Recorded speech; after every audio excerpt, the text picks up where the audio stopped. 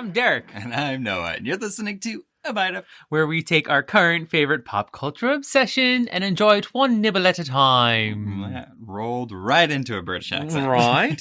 Yeah, I feel like that's going to be happening a lot for the rest of the season, just because of our little Flora and Miles and Mrs. Gross and the rest of the crew at the manor. That happened for like the first half of this season also. It might have happened in season 1, too. Derek is slightly holding on to a British accent forever. Forever. It's because my love of the Spice Girls has taken over my life since I was 10 years old. I am super upset that so far, the 2 episodes that we've watched of Bly Manor, there has been no Spice Girls references. Not one Spice Girl. Like, I'm not even asking, like, granted, right, it's supposed to be taking place in the 80s, but, like, maybe Emma Bunton plays a delivery person or an old headmistress from or one of the else. ghosts in the background. Thank you. Melanie Chisholm. Scary Spice. She's supposed to be scary. Baby Spice could have been Creepy Doll or something like that. Oh, Creepy Doll number 1. Right. All right. So we're getting into the second episode. We got to recap what happened prior. I'm sure everybody binged this, but it's always nice to have a little refresher, you know, grab your cold brews. Yeah. Let it kick in. Take a sip. Get excited. Because we're still at Bly Manor. Yes. And we're actually just starting our visit to Bly Manor. Right. Again. Yeah. So in episode 4 of A Bite of this season, episode 1 of Bly Manor. It's going to get so confusing. It's really the setup for the whole season, right? Right. So we meet Dani. She starts working there. We meet her fellow kind of staff members at the house. So we have Owen, who's the cook. We have Jamie, who's the gardener. We have Mrs. Gross, who's sort of the caretaker of the house. And then which we have... apparently, I don't know what she does. Yeah, she tends to Not huff eat. off. Yeah, she doesn't eat, and she has very dramatic exits from Right, scenes. right. She's like, "Oh, it's been sleeping so well. I can't eat another thing." Right. And Yeah. we meet the 2 little kids. Yeah. Miles and Flora. And we also meet the uncle just a little bit. Yeah, Tiny little bit, and then he's gone.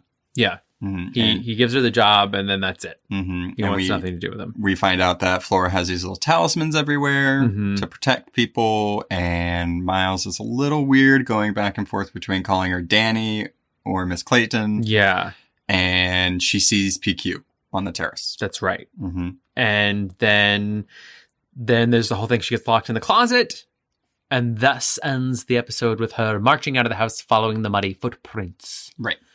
So before we get into episode 2 of Bly Manor, of course, we must say spoiler alert in case you're, I don't know, watching it at a snail's pace like us, or... Somehow avoiding social media altogether Yeah. because it's not easy. But we don't want to be the ones that blow it for you.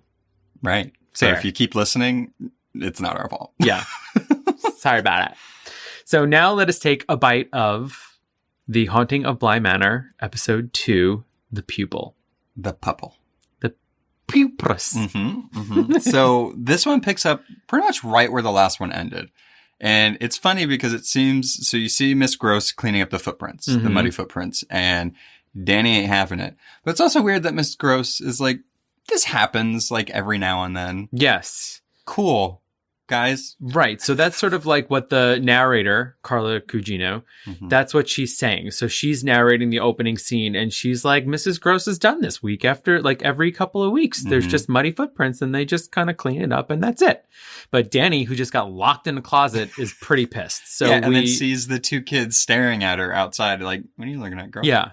So I guess she goes to bed after that, and then wakes up in the morning and is like, get up, get out of your beds. Mhm. We need to talk. Right. Yeah. And she essentially, it's funny because Dani's trying to hold them accountable. Miss Gross is like, it's fine. It happens. And then like out of nowhere, when Miles is kind of being confronted about it, he runs into Flora's room, grabs the creepy little doll that she holds underneath her dresser, and then throws it down the garbage chute Yeah. with no warning at all. And then that's when Dani was like, you know what, you little shit? Take this mop. You're going to clean it up. Mm-hmm. And he's like, it's not fair. And then Mrs. Gross is like, that's fine by me. I've been cleaning up these stupid fucking footprints for fucking weeks now. Right. And then so Dani wants to go down and get the doll. Yeah, she's like, come on, Flora, let's go get the doll. And so to get to the cellar, they have to walk past Owen. Owen's cooking some sausages. Bangers and something. mash. Bangers and mash again. It's always bangers and mash. Like, even like they have lunch later on and they're making mashed potatoes again. It's like, that's the only meal that they serve there. So after they see Owen, she's like, come on, Flora, let's go downstairs. And Flora's like, actually, it's quite dreadful down there. I'd rather not. It's dreadful. So, Flora's word of the day in this episode is dreadful. But is it also splendidly? No, dreadful. No. She didn't say splendid. Awfully? Is it awfully? I don't know, but whatever it is. But she's just like, I'd rather not. And so then Owen's like, oh, yeah, she could stay here. That's fine. And he looked like he's like, I'm the cook. I can't watch this kid right he's now. like, this freaking kid. I'm trying to make bangers and mash. Come on, guys. I have a strict bangers and mash schedule happening. Right. So Dani ends up going downstairs and Owen's like, I have an older brother too, and they could be quite awful. And she's like, but actually, he's not. And you're like, oh, what does that mean? Right. Yeah. It's weird that Flora didn't care that he threw. I mean, she puts it under her dresser, so I don't think it was really that big of a deal. Well, I think she sees it as him protecting her. Right. From whatever it is. That doll is tied to something. Mm-hmm. So Dani then goes downstairs into the cellar, and it's very dark. And the doll's just sitting upright. It's doing that like weird, just like standing there thing. Facing her. Listen, if it were the Olympics, we'd all be applauding it because it landed with a perfect 10. She stuck that landing. Yeah. Saluted the judges, won the gold. And then she goes to leave and a creepy ass doll moves in the, for some reason, shrine pile of dolls that they have in the cellar. Yeah. Because later on, like, there are just piles of dolls everywhere in this house. In the room, in the basement, in the attic. There's just dolls everywhere. Yeah, I might have said a few choice words when that happened because it's still scary, but like, no thank you. Mm-hmm. No. Yeah, when that camera lingered there after she left the frame, it was like, this cannot be good. Right. So it just sort of does like a, hey, like without any words. And then it kind of like flips its head up, looks over at her, and then looks back and then just goes back down. It's like, cool. Okay. Great. Cool. Yeah. Mm-hmm. Cool. Ah, bad. So now we get a flashback. Now we're getting more story of Mr. Miles back at his boarding school. And this is still after his parents died and after Miss Jessel died. Yeah, it says it's 6 months ago. Mm-hmm. 6 months prior. Yeah. And he's in a classroom at his boarding school. Red blazers. The teacher is a priest or a clergyman. Mm-hmm. And there's also a pigeon in a cage. Yeah, because I'm assuming because of Harry Potter, there's always a bird. All British kids, don't they all get a pet to take to school?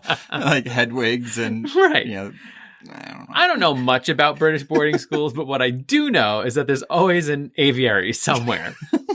Somewhere. There's some sort of postal system. Right. And this is when the teacher is taught, and it's very interesting, and I'm trying to soak in all this stuff, and I feel like there's a reason why the teacher's specifically talking about this just for the story purposes. And he's talking about when Jesus took Legion, so Legion, the demon, we are Legion, and cast those demons out and put them in a herd of pigs and made the pigs drown themselves, hereby destroying the demons, which is terrifying. It's also one of the coolest stories in like the Bible, I think, because Jesus is like, nah, get out, get in those pigs, go die. That's it. R.I.P. pigs. Right. And the teacher, he's actually makes a good point, and he talks about how there's 3 different accounts for the story, and each one is a little different, but there's always one main thing that stays the same, is that Legion went into the pigs and died. Yeah. That's like the thing that's throughout the whole thing. So I'm trying to process this and like, is this foreshadowing? Is this more maybe Miss Gross has a different view of the story? Maybe everybody in the house does, except for the kids. So, but it's clearly to me a tie to Miss Jessel, right? So it seems to me that there's going to be the thing is that there was a demon in Miss Jessel, and Miss Jessel had to drown herself in the lake to kill the demon, right? To save the kids, save the kids, right? Or something. And he asked this question. He's like, but the pigs didn't have a choice.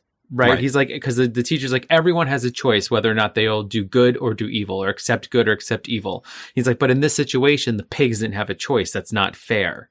Miles says that. Yeah. Right. And he's like, you're right.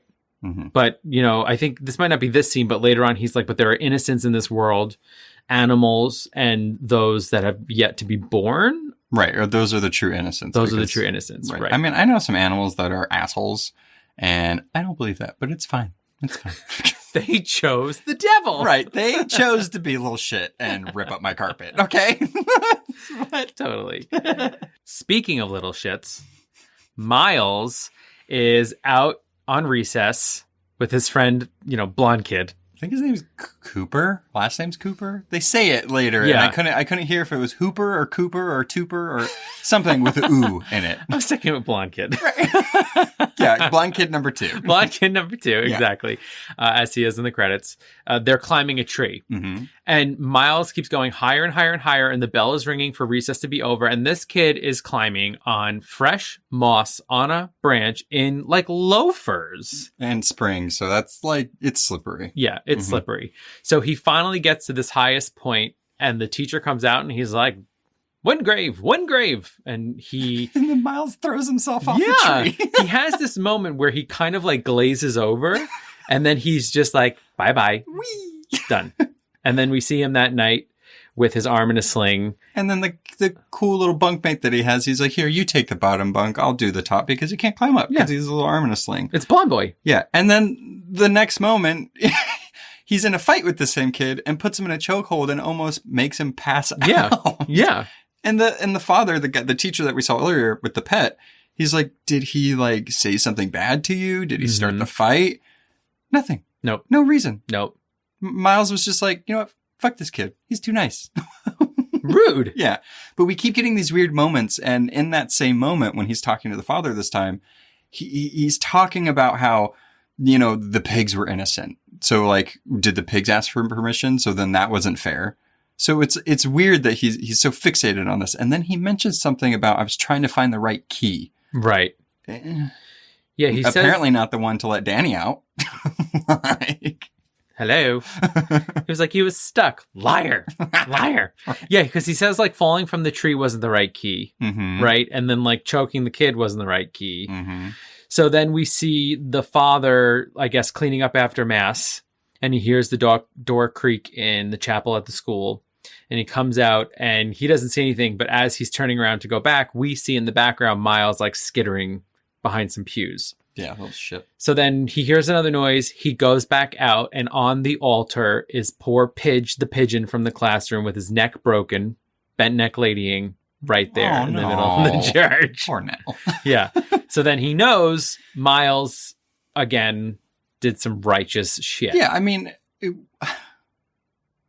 makes sense now, and we'll get to it on why he did it. But I was thinking in that scene, I'm like, well, if you didn't want them to know it was you, that was really the stupidest thing you could have done. Why couldn't you just pick a random pigeon? You know what I mean? Like, you were literally just in the classroom with the father, and he's talking, and you say like, well, the pigs didn't ask for permission. They were innocent and stuff like that. And then you eyed the bird. It's like, come on, Miles, be a little... I also blame the priest who's like, take poor Pidge over here. Right. It's like, well, don't point the poor thing out. And then like, why is everybody just leaving this pigeon in the classroom in the middle of the night?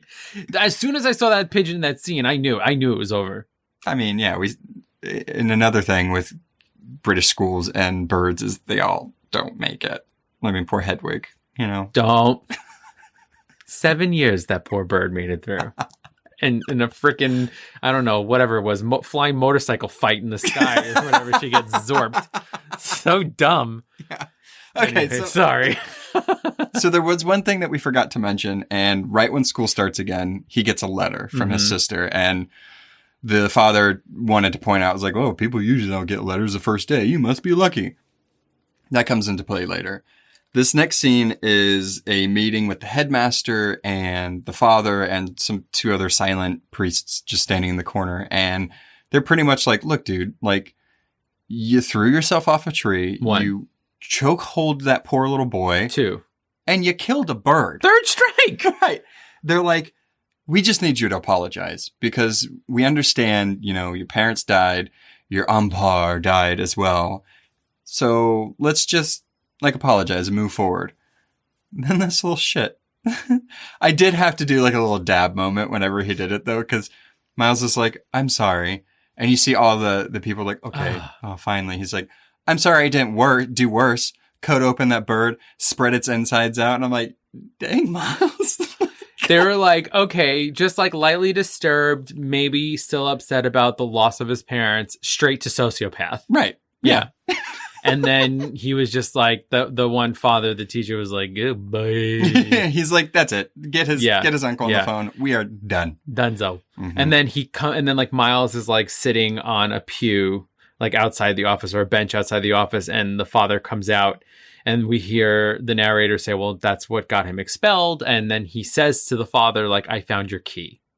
Right. Yeah. And the interesting thing was that the narrator said that what they told people on why he got expelled was from the accident. But what really happened was it was the accident, then the choking, and then that. Yeah. So it was like they, in a way, I don't know if they were being nice and covered it up, or were just like, the accident is what started it, just done. Like, get this kid out of here. Yeah.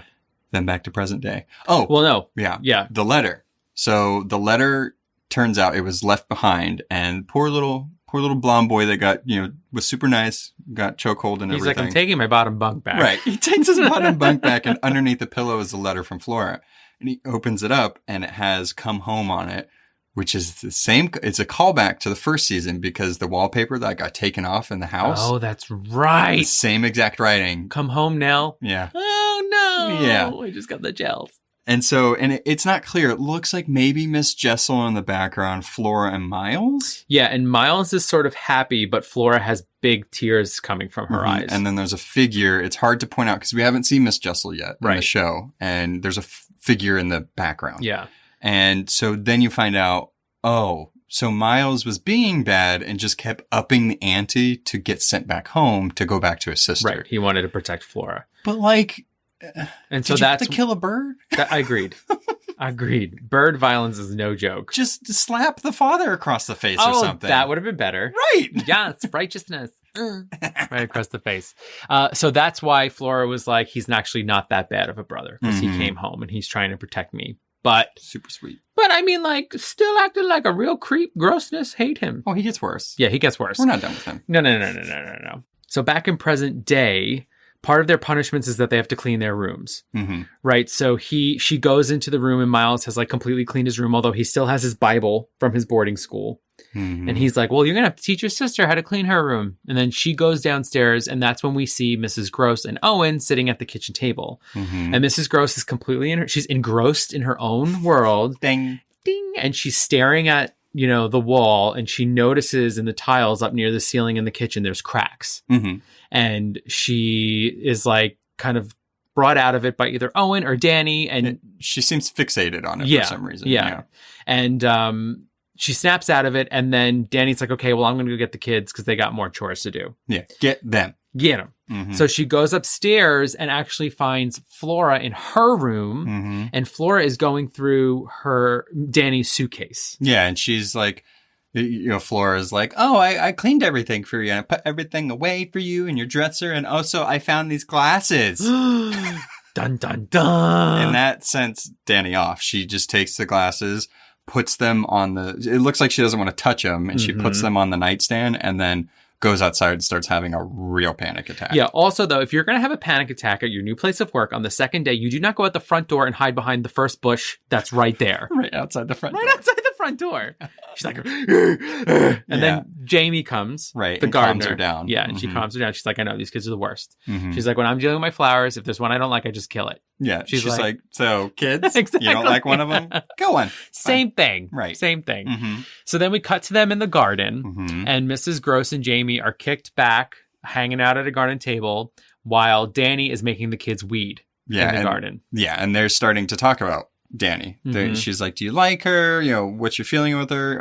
Nice little Owen comes out with some water and is like, here you go. Was it water? It was gin. It was gin. Remember, there we go. She says like gin is a sad drink. Right. And he tries to give some to Miss Gross and she's like, no, it's okay. Still have not seen Miss Jessel eat or drink anything. Miss Gross. Oh yeah. Shit. Also true though. Right. And then you start seeing that Jamie like kind of likes her.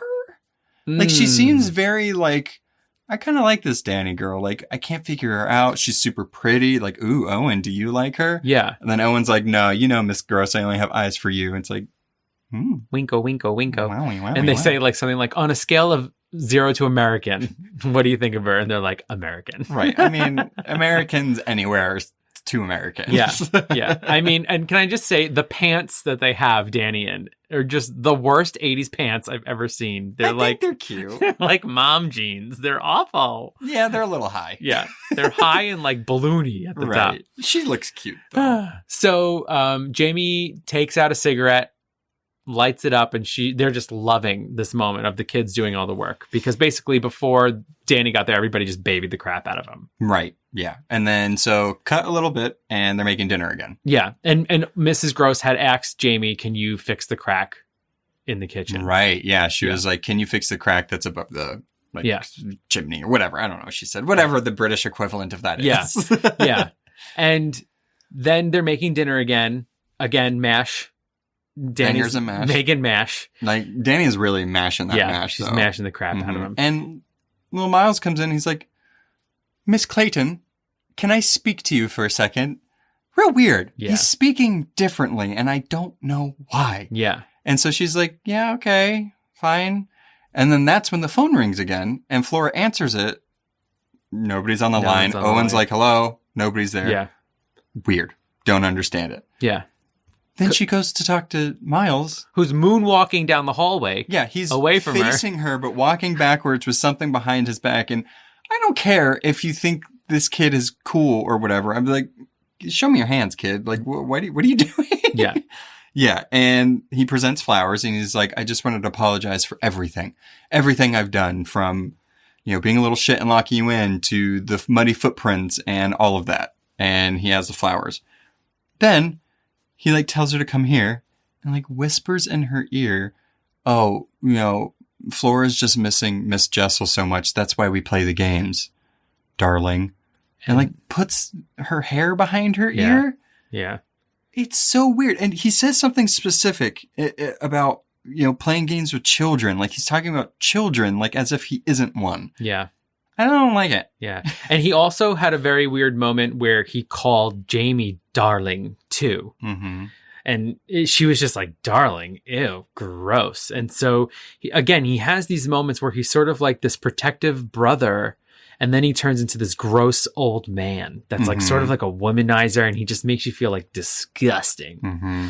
And then he gave her those roses, cut to Jamie furious in the garden. She's like, that little shit, he cut my roses. They weren't ready to be cut. I'm going to murder him. Mm-hmm. Mm-hmm. And then Dani's like, whoa, they're just flowers. And she's like, and then Dani's like, you're right. Well, it's just he knew. He absolutely knew. He caused havoc in her garden because of the havoc that he caused. He's just a whirlwind of I don't trust him. Yeah. You don't do bad to right bad. Mm-hmm. That's just bad. Mm-hmm. I think that's really two wrongs don't make a right kind of deal.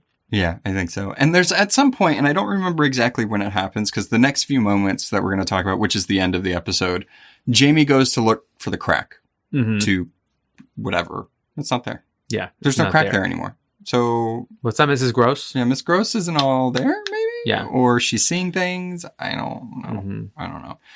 And then this is where Dani's getting on my nerves a little bit. I love the actress. I love the character, but I don't know. I guess she thought the day was great for some reason. The kids did some hard work, even though Miles said darling and then talked about children and, licked my ear. Yeah. Yeah. We're going to play a game of hide and seek. Yeah. But she's a little creepy though. There's something about this character that's a little off-putting.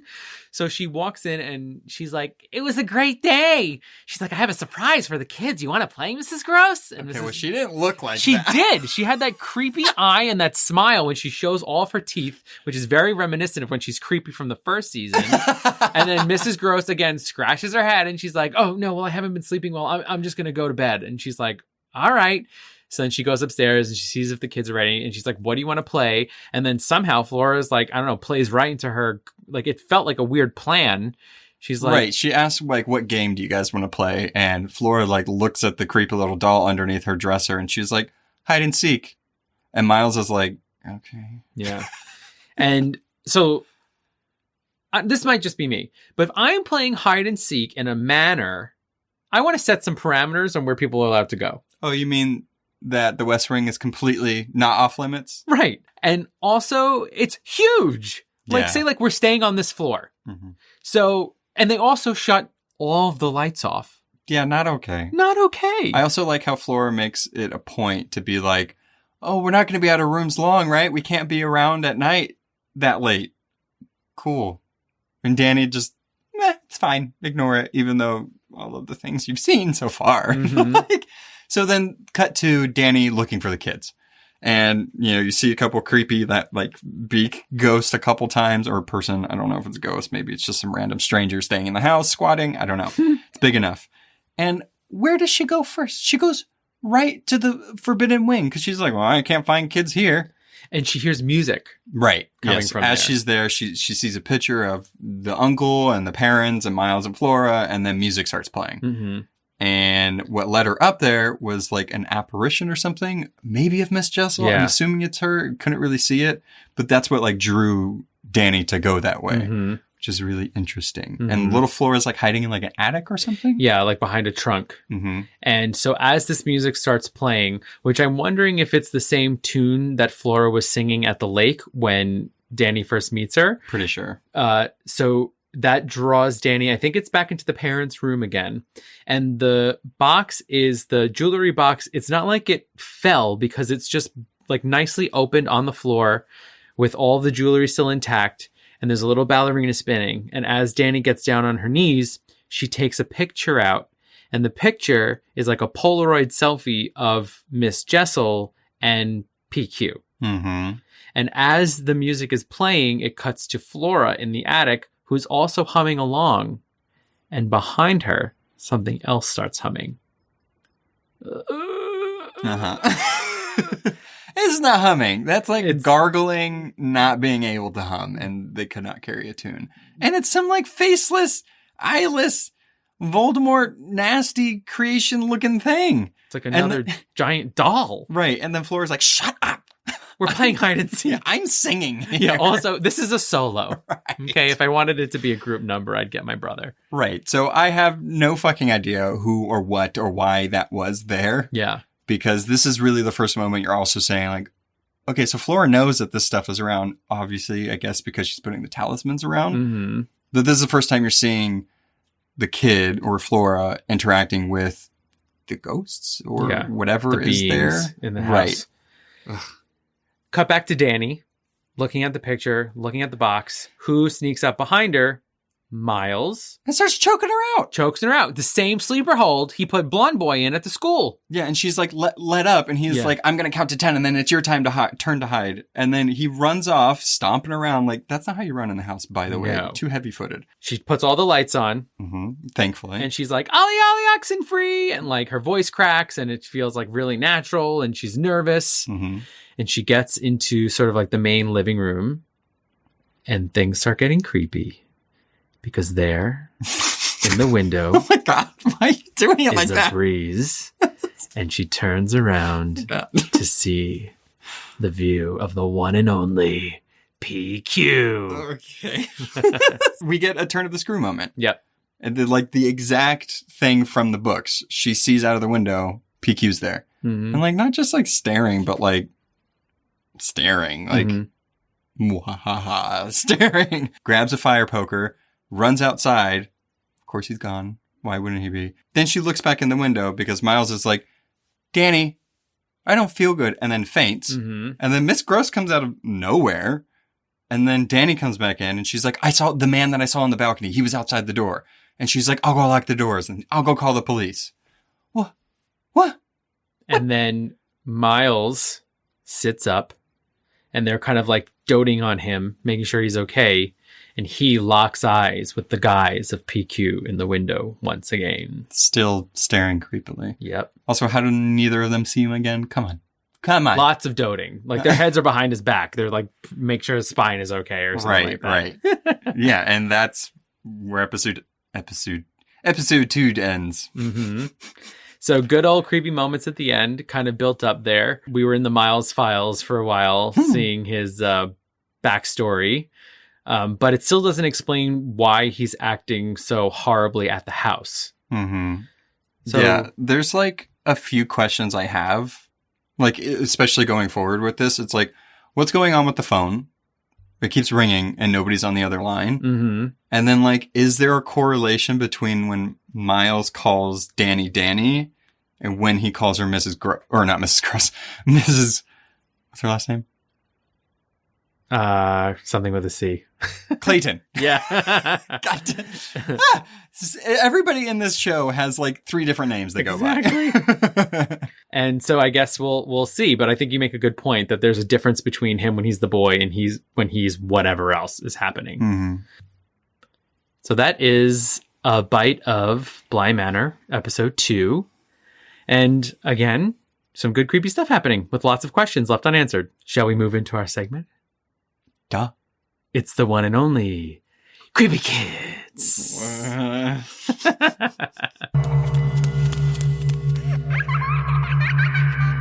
So on this episode of A Bite of, it is my turn to tell a Creepy Kid story. And I'm taking a Creepy Kid from my Nickelodeon past. So remember the show Are You Afraid of the Dark? I knew it was going to be from there. I mean, what other creepy shows were there really on Nickelodeon? Oh, no, not Goosebumps. Never mind. Go on. Goosebumps? What was Goosebumps? I think it was on like Fox or something like that. Yeah. So in this episode, it's called The Tale of the Frozen Ghost. And for some reason, the only reason it sticks out to me is because I don't remember many of the details of the episode, only than what the ghost says. And all the ghost says the entire episode is, I'm cold. I'm cold. So in doing a little bit of research about this, looking back at it, what's really funny is that this was actually a very special episode of Are You Afraid of the Dark because it had a guest star in it because the babysitter in the story, Daphne, was played by the one and only Melissa Joan Hart. Was it really? Yeah. I don't remember So Clarissa coming back to Nickelodeon in Are You Afraid of the Dark? And it's about this kid, Charlie, and they go to visit their rich aunts. And the aunts are like, we're on hard times. Something happened here where someone stole money from us. And then the main kid, who's like sort of a brat, you kind of hate him. He's like whiny. He's like having these dreams of being in this log. And there's this like guy chasing him. And then he starts to see this kid who's just like in pajamas. He's frozen and he just keeps saying, I'm cold. I'm cold. Well, get a damn blanket, man. He's dead. It's too late. Well, it's going to be cold for a long time. What we come to find out is that he was hiding in his jacket the key to a flue in the house. Mm-hmm. And so when he buried the jacket, he froze to death, the little boy. So they get the jacket out of the log. They give the ghost the jacket. The jacket brings the boy warmth, and he can now go to wherever, warm ghosts go. When we get back in the house, they unlock the flue, and all the family's gold falls from the flue in the fireplace. Why was it in there? Did the ghost put it in there? Because the kid hid it from the robber, the guy that was trying to rob the family. Oh, right. Oh, sad. Yeah, so sad. He was trying to save his family. And then anyway, he died and then led them into bankruptcy because they had no money. But he looks real scary. And all he says over and over is, I'm cold. That reminds me of, there's an episode of Doctor Who. Can't remember the exact name of it, but I think it's Are You My Mummy? And it's with ghost kids like that. And it's like a whole like planet or something with them. And like they have gas masks on and stuff. And all they say is like, are you my mummy? I don't like it. No. I don't like kids when they repeat the same fucking thing over and over again. Yeah. And the British accent makes it even more creepy. Right? Yeah. So take a note, Miles and Flora, you're killing us. All right. Bye. Bye. Thanks for listening to A Bite of. Artwork and editing by our own Noah. Be sure to subscribe and follow us on Instagram at A Bite of Pod and on Facebook at A Bite of. If you have questions, recommendations, or just want to say hi, you can email us at abiteofpod@gmail.com. You can find us on all podcast platforms. Please be sure to rate and review to spread the word. Hope you join us next time on A Bite of. Bye!